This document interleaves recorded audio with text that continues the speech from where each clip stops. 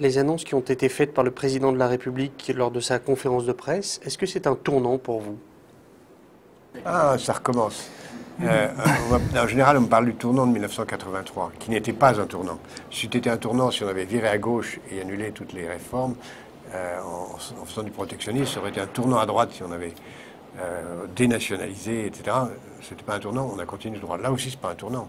Comme vient de le dire Emmanuel, c'est la poursuite. On va voir, hein, pour l'instant, on a mis le pied sur l'accélérateur, on ne sait pas si on va appuyer encore. Mais c'est la décision d'accélérer les réformes qui va toujours dans le même sens. Donc c'est pas un tournant, c'est une décision d'appuyer un peu plus fort sur l'accélérateur.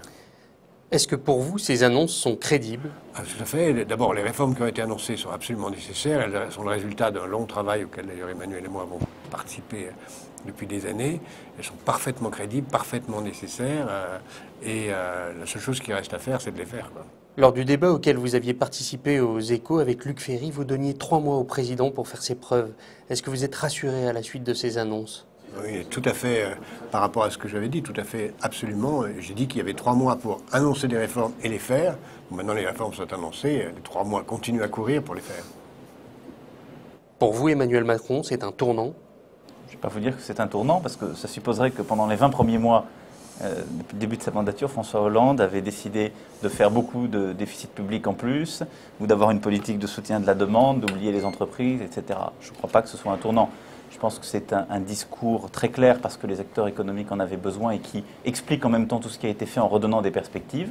C'est un discours qui renforce ce qui a pu être fait, qui donne peut-être plus de visibilité parce qu'il se donne lui-même des échéances. Et c'est un discours qui donne aussi de la visibilité sur la méthode. Et je pense que c'est important. Donc c'est pas un tournant, c'est une clarification, une accélération et un discours qui a mis un nom et des dates sur ce que le président de la République, depuis le premier jour, veut faire.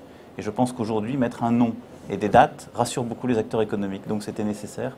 C'est pour ça que c'est vécu aussi positivement. Maintenant, il faut faire.